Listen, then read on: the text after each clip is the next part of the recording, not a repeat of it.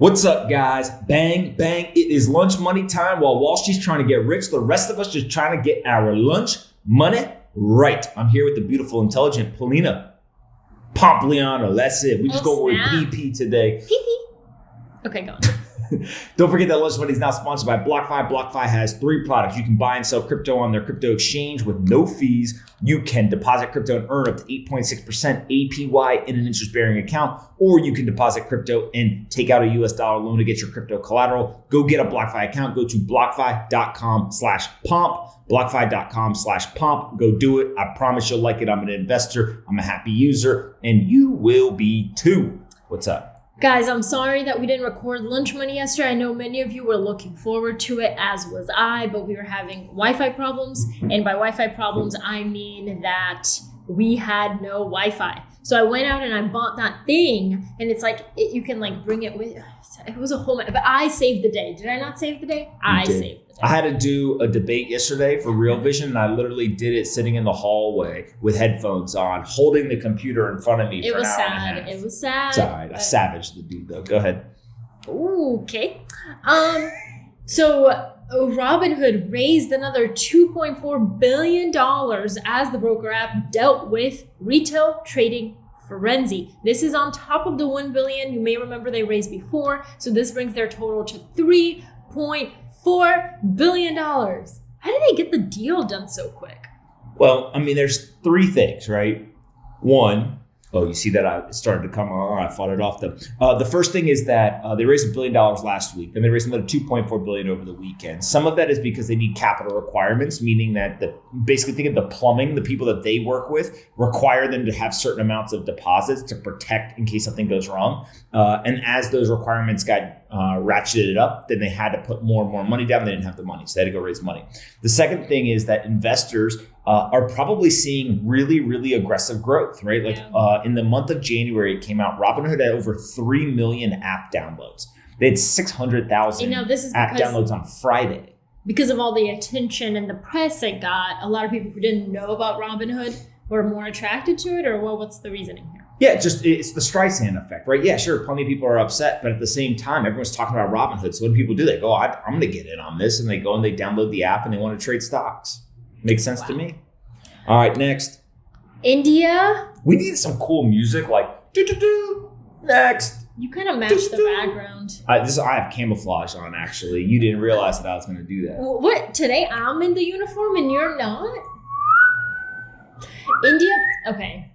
India plans to introduce legislation to ban cryptocurrencies. It plans to introduce a bill seeking to prohibit all private cryptocurrencies in the country during the budget session of parliament that began Friday. Didn't you write about this? I did. Sorry, I was getting a phone call. Important stuff, The whole idea of India banning a public decentralized protocol is absurd. That's absurd. How do you ban it? It's like saying that you're going to shut the internet off. That's essentially what they're saying. When we've seen other countries try to do this, like Pakistan, adoption actually went up.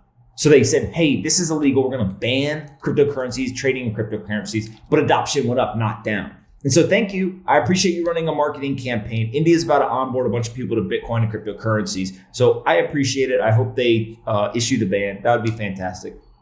I actually don't hope that they issue the ban. I hope they just talk about it and then don't put it in place so it drives the adoption and also doesn't cause a headache. But India is going to be one of the most important countries for crypto. It's a big country. There's lots and lots of people who are very technically savvy. And so I think that this is something to watch. But even if they go ahead and they actually put the ban in place, I just don't think that it's going to be very effective. There's a difference between enforcement and the law. There is a difference. Yeah, they're not arresting you guys for jaywalking. This light is doing me no favors today. Okay, Melvin Capital, the hedge fund. That's because you're not tan like me. You're not tan. You're just sitting in the better light. Melvin Capital, the hedge fund that bet against GameStop, lost more than 50% in January. Wow, how many billion is that? They had 13 billion, so. Oh. They lost like 6.5 to 7 billion. Look, if you take risk in the market and you're wrong, you should lose money. Wait, and they did. No, Melvin's assets under management now stand at more than $8 billion, including the emergency funding, down from roughly $12.5 billion at the beginning of the year. Yeah, so they lost $6.5 billion, and then they got another $2.75 billion put in by Citadel and Point72. Wow. So it's interesting. He had a conversation with Kevin O'Leary last night on Clubhouse, and I learned a lot personally. But the one thing that stood out to me is Kevin O'Leary being like, at first I thought these like mobs of people were just like really dumb. But he was like, I went on Reddit, I started reading. These are very sophisticated young people. Like, just because, you know, they're kind of being painted as like the mob and like herds of uninformed, dumb money. It's not dumb money. It's actually very smart money. Of course. I mean, look, if you read the post that outlines the short squeeze before it happened, that's research that would be at a kind of sophisticated Wall Street hedge fund. Like, that was a very, very thoughtful, very, very accurate, well-researched piece. And by the way, they were right. And they short squeezed the hell. Now, they didn't do it alone. There's definitely institutions that kind of jumped in when they saw the momentum going. But there's absolutely no doubt about it that they called their shot. They were like Babe Ruth. They got up to the plate, pointed to center field, pitch came down the middle of the plate, and they hit a home run. And good for them. They should profit from it. Now, just be careful. Don't go buy GameStop and think that you're going to get rich. If you want to buy GameStop for entertainment purposes, you're going to likely lose your money because it's going to keep falling because the company's not worth $50 billion. But if you want to do it for entertainment purposes, knock yourself out. Just don't think that you're going to go make a ton of cash. Okay. So speaking of Clubhouse, the audio-only social app, is now looking at ways to monetize the platform for its creators. So it's going to create a model where, let's say I'm the moderator and you're a participant in the room. The audience members can tip or, pay me or him if they're enjoying the conversation, etc. It's kind of similar to a Patreon model. It's unclear how much of a cut Clubhouse will get. But what do we think about this idea for monetization?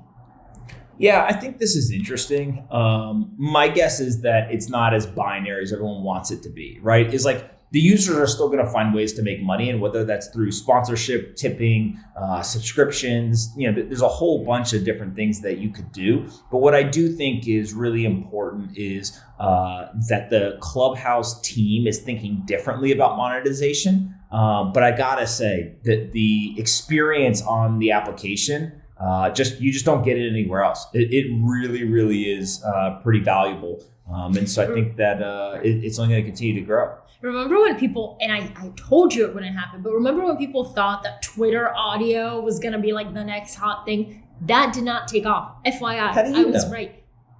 Do you listen to audio on Twitter? Just because I don't use it doesn't mean it's not popular. Nobody uses it. I bet you more people use Twitter audio than Clubhouse right now. No way. Yeah. We'll discuss and debate this later. But my point is only because the user base is much bigger. My other nit to pick with this is that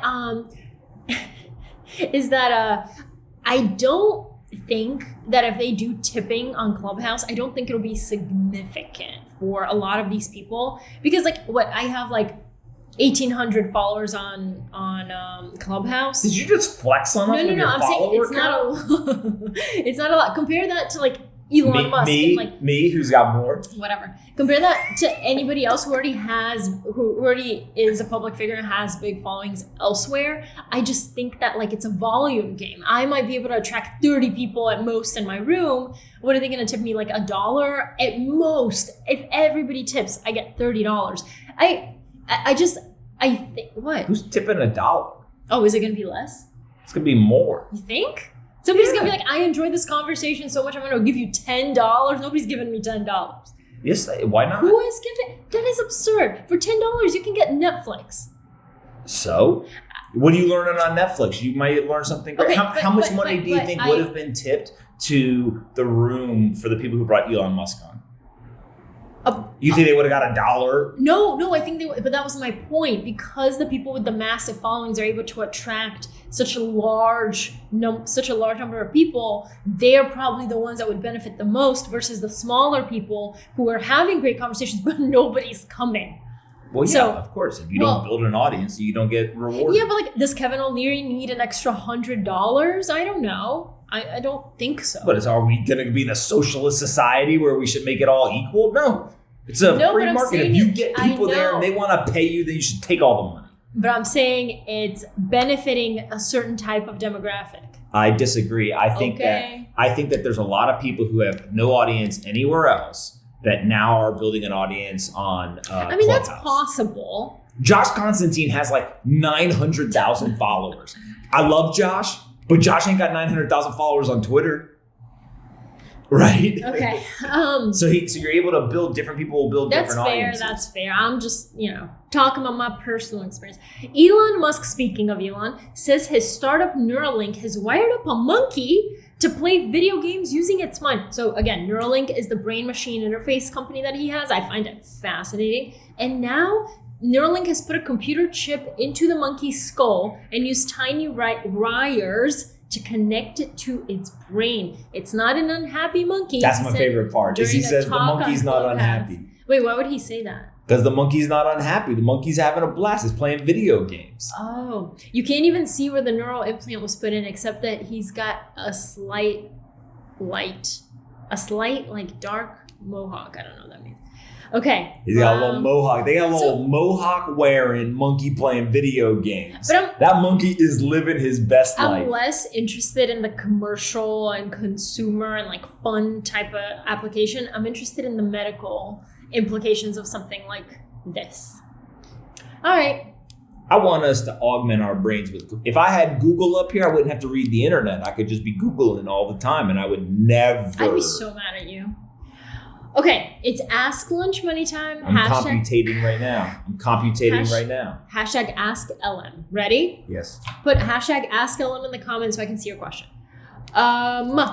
Chris Fettner asks, how do you think this GameStop situation ends? Do you think it is inevitable they all move into Bitcoin to escape the rigged system? Well, personally, I think that Bitcoin has wildly profited off of this. Go on. I don't think that it's a binary game. I don't think you get everyone to do anything, go one direction or the other. Some people will go to Bitcoin and cryptocurrency. Some will stay and trade stocks. Others will say the system is rigged and I'm going to go hole up in a closet somewhere and just hold on to my gold bars. Like, people are going to go in all different directions, but it's very clear that this was kind of a rallying cry for the internet. And it wouldn't surprise me if it continues. And what you basically did was you woke up a generation. They got reminded. Whether the actual events support this or not, they just got reminded the system does not work for a lot of people. And people are going to go look for solutions. And now all these different companies and industries are going to basically compete to try to get those people to come and spend time with them. Cool. James Carson, what's going to stop these hedge fund cats, I love that, and macro dudes from pulling all their money out of Bitcoin when the price climbs? Thank you. Well, if they sell their Bitcoin, they're selling it to somebody else. So for every seller, there's a buyer. And so I think that it is unlikely that the hedge funds really matter. It's more so the large financial institutions, right? The biggest beneficiary from the GameStop chaos last week, the biggest profiter was Fidelity. And it's just because they're so big, they got to own everything. And so I think that that's a similar situation here where basically all these large financial institutions, a bunch of them are going to own Bitcoin. And so those are the ones that are unlikely to sell. They're not traders. And so they'll provide some sort of floor for the asset. Levi Carr, what is the best question you've ever been asked and why? Will you marry me is the best question ever. I'm kidding. I knew she was going to say I'm that. kidding. I knew have she a was going to question. say I have that. a question. The best question I've been asked is, how do you define success? And so once I heard that, I started asking it because I think it tells you a lot about a person based on how they define the word success. When I say that the profile studies the most successful people in companies, a lot of people are like, oh, I don't like that. And you don't like that because you're kind of taught to think that success is what society deems as successful. So when I left Fortune, people were like, ooh, but why would you leave Fortune? You were so successful. But if it doesn't feel like success to you, it isn't success at all. That's all. My favorite question is, do you think aliens have pets? That's mine. Do you think so? Yeah, of course. I mean, there's definitely a multi-species. What does an alien dog look like? A smaller alien. Dog. What does a dog look like? Just a four-legged, smaller human. It's not a human. It's a wholly different species. Listen, humans only really do 4 things. Okay. Kid show. They pee, they poop, they talk, and they have fun. That's it. That's basically it. They pee, they poop, they communicate, and they have fun. That's part of the peeing and pooping. That's when your body's What about they metabolized. eat? Again, part of the peeing and the pooping. I'm telling you, like it's just all 4 things. Any 4 things that you want, you can put in those categories. Where does for lunch humans. money fall into? Part of the communicating. I thought you were gonna say the peeing and the pooping. And so that's what the aliens do. They pee, they poop, they communicate, and they have fun. I'm glad you guys got a great history lesson today and biology lesson. It's like biology and history and anthropology. In case you're new here, I'm going to leave you with one piece of information, then I'm going to let you guys all go. But in case you didn't know, when astronauts go to space, they got to pee, they got to poop, they got to communicate, and they got to have fun. When they pee and they poop, they take the pee and they put it out into space. They're just polluting space with the pee out of the little aircraft. But the poop ain't going to be floating around. They're going to put the poop and they bring it back down to Earth and then they dispose of it. So in case you ever wondered, when the astronauts got to go to the bathroom, the pee stays in space and the poop comes back to Earth. And that's it for Lunch Money. I hope you guys have a great day. Don't ever tell anyone that I didn't teach you something important. See ya. Bang, bang. Hope you guys enjoyed this episode of Lunch Money as much as we did. And don't forget, Lunch Money is now sponsored by BlockFi, so go check them out. There's a link in the description that you can click on. I'm an investor, a user, and a huge fan. What? You're a bigger fan of BlockFi than you are of me? BlockFi is my second favorite thing in the world behind Polina. They've got 3 products. They can give you a US dollar loan. You can earn up to 8.6% interest on an interest-bearing account, or you can buy and sell cryptocurrencies on their crypto exchange. I personally use the interest-bearing account. There's not very many places where you'll find up to 8.6% interest on a deposit in an interest-bearing account. Go do your own research. There's risk associated, but 8.6% is pretty compelling. So click on the link in the description. Say thanks to the folks at BlockFi. Subscribe to our channel. Like the video. Annoy Polina in the comments. And we'll see you guys tomorrow. And be kind to your friends.